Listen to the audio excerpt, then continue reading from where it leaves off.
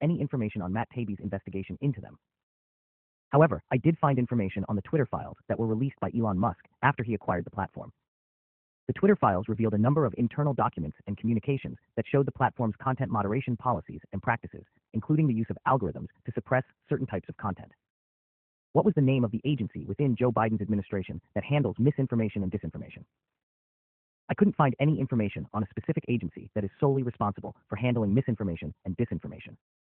However, I did find information.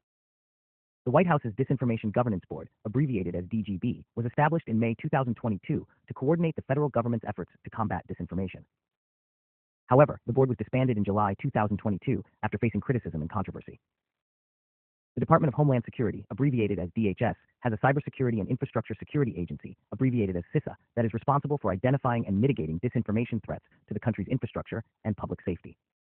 The State Department has a Global Engagement Center, which is responsible for countering foreign propaganda and disinformation. The Federal Trade Commission, abbreviated as FTC, has a Bureau of Consumer Protection that is responsible for enforcing laws related to consumer protection, including those related to online advertising and disinformation. The State Department has a Global Engagement Center, which is responsible for countering foreign propaganda and disinformation. The Federal Trade Commission, abbreviated as FTC, has a Bureau of Consumer Protection, including those related to online advertising and disinformation. It is worth noting that the Biden administration has also launched several initiatives and task forces to combat misinformation and disinformation, including the COVID-19 Misinformation Task Force and the Disinformation Governance Board. However, I could not find any information on a specific agency that is solely responsible for handling misinformation and disinformation. Ask follow-up. Though, does it not seem odd that the administration, which was worried about misinformation or disinformation, has the largest media companies spreading the very misinformation? While the opposing side did not want to silence anyone during that time period, along with its only misinformation, because the media claims it is, without providing any actual facts or data. It does seem contradictory that the Biden administration, which has been vocal about the importance of combating misinformation and disinformation, has allowed the largest media companies to spread misinformation.